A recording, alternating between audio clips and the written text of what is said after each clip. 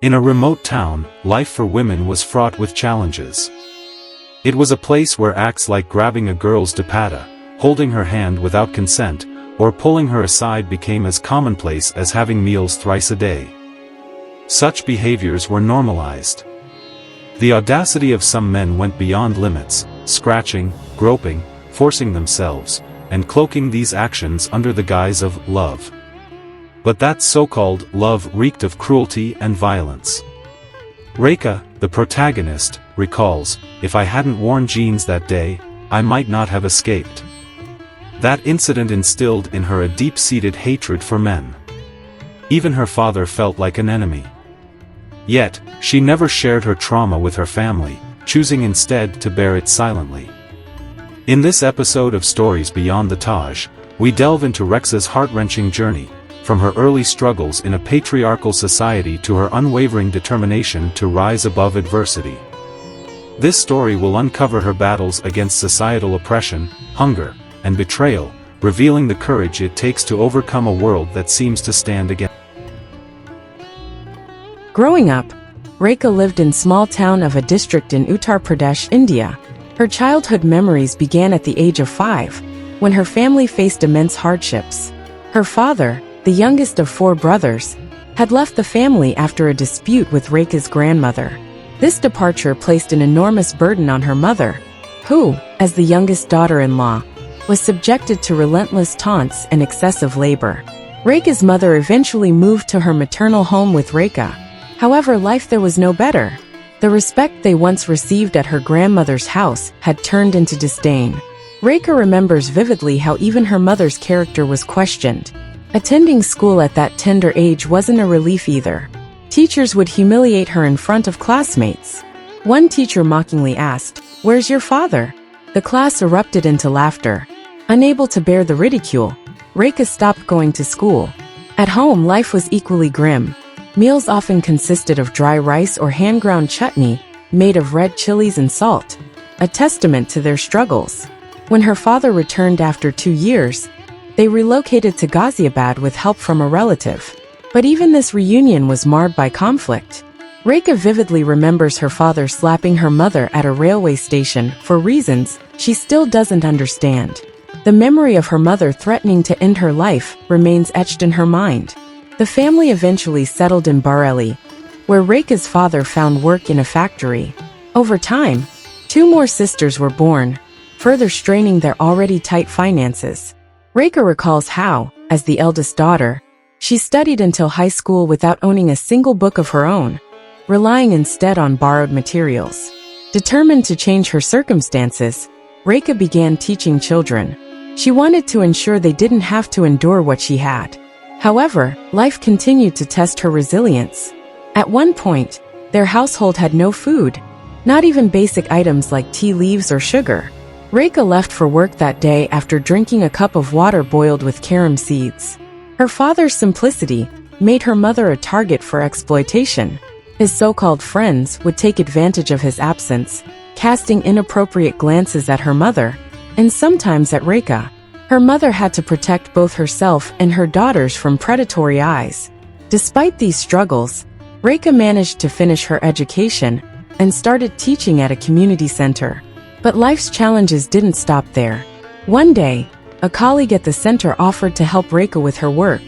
Trusting him, she accompanied him to his house, under the pretense of retrieving a forgotten voucher.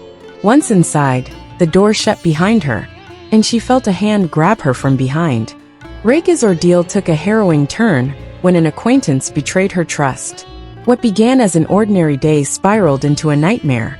"At first, I thought it was a joke," she recalls, but it quickly escalated. The man scratched, grabbed, and tried to overpower her, all while justifying his actions as love. She realized the depths of depravity when he attempted to tear her jeans, a garment that ultimately became her shield. The belt and sturdy fabric resisted his efforts, buying her precious moments to fight back. Gathering every ounce of strength, Rekha retaliated. She kicked, slapped, and escaped. While she physically survived, the trauma left deep scars. The incident pushed her into a psychological spiral, leaving her family grappling with the aftermath. Rekha recalls, I didn't speak or smile for over a year. I hated men so much that even my father felt like an enemy. Her mental state deteriorated, and her behavior became erratic. She would hurt herself, lash out, and even harm others, including her 5-year-old sister. Desperate for answers, her family sought help from doctors, priests, and shamans. They believed she was cursed, but her true ailment was unspoken trauma. Her breaking point came when she was almost sent to a mental institution, but a compassionate doctor, who recognized her from earlier debates on women's rights, intervened. He reassured her parents, "Your daughter is not insane. She's in shock because of something deeply distressing. Find out what happened." It took months, but Rekha finally confided in a close friend. Sharing her story brought relief, but also ignited a new purpose in her. I realized that while education is crucial, safety for women and girls is even more important. Without it, everything else is meaningless. Rekha began her journey by organizing street plays in her neighborhood, addressing the rampant harassment of women. The community was notorious for incidents of assault and eve-teasing. Women couldn't step out after 6 p.m. without fear. Rekha's mother once saved 2 girls from being assaulted right outside their home. Initially, the plays lacked impact. The girls decided they needed a uniform to symbolize unity and strength. After discussions, they chose red and black, red for struggle and black for resistance. With donations, they created 15 identical outfits: red kurtas, black salwars, and black dupattas. However, even their bold uniforms drew mockery. Bystanders called them butterflies and fairies. Amidst the ridicule, someone remarked, "Look, the powerful fighter group is here." The name resonated with the group, and thus the fighter group was born. Their first major confrontation came with a group of men who harassed schoolgirls near a van stop. For weeks, these men made lewd comments, calling the girls sexy and beautiful sisters-in-law. The girls tried ignoring them, but their patience wore thin. One evening, when the comments escalated, the girls retaliated. They stormed out of the van, grabbed one of the men, and beat him mercilessly. They dragged him to a nearby field and warned, "Do whatever you want, but enough is enough." That act of defiance became a turning point. Rekha saw a spark in the girls, a newfound courage to stand up against injustice. Soon they began speaking up boldly. If someone winked, they confronted him with, "What's your problem?" If someone catcalled, they responded directly, shaming the harasser. Another memorable incident involved a group of 17 girls who went out to eat golgappas. Golgappas are an Indian snacks widely liked by women. 3 men followed them, repeatedly offering to pay for their snacks. Initially, the girls ignored them, but one finally snapped, saying, "Sure, pay for everyone." When the man hesitated, the girls mocked him, taking control of the situation and making him retreat in embarrassment. The incident with the street vendor became another turning point in Rekha's journey. A group of girls decided to confront harassment head-on. One girl boldly declared, "Why only eat golgappas? We'll eat whatever we want." What began as a simple assertion of choice turned into a scene where the girls consumed everything available at the stall, joined by nearby vegetable vendors who cheered them on. The man who initially mocked them paid for everyone's food, jokingly saying, "I hope I keep meeting such sisters." The girls responded, "And we hope to keep meeting brothers like you who help us thrive." This small victory amplified their momentum. Rekha and her team realized their fight wasn't just against individual harassers. It was a battle for their identity, education, and existence. They embraced their growing responsibility, especially after the 2012 Nirbhaya case, which galvanized women across India.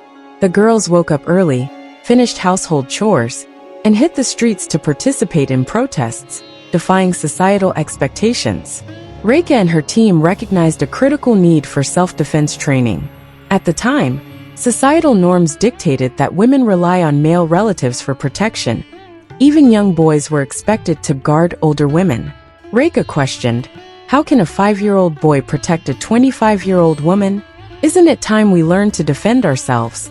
This realization led the team to pursue martial arts training. With the help of social media, their efforts gained attention, and trainers from foreign began teaching them advanced techniques. Once skilled, the team decided to train other women, particularly survivors of assault. The fighter group has trained over 200,000 girls across India in self-defense. Their work has extended to addressing health issues, legal support for survivors of violence, and helping them recover from trauma. Rekha emphasizes, while legal action is important, we also focus on emotional recovery. It's crucial to help survivors rebuild their confidence and reclaim their lives.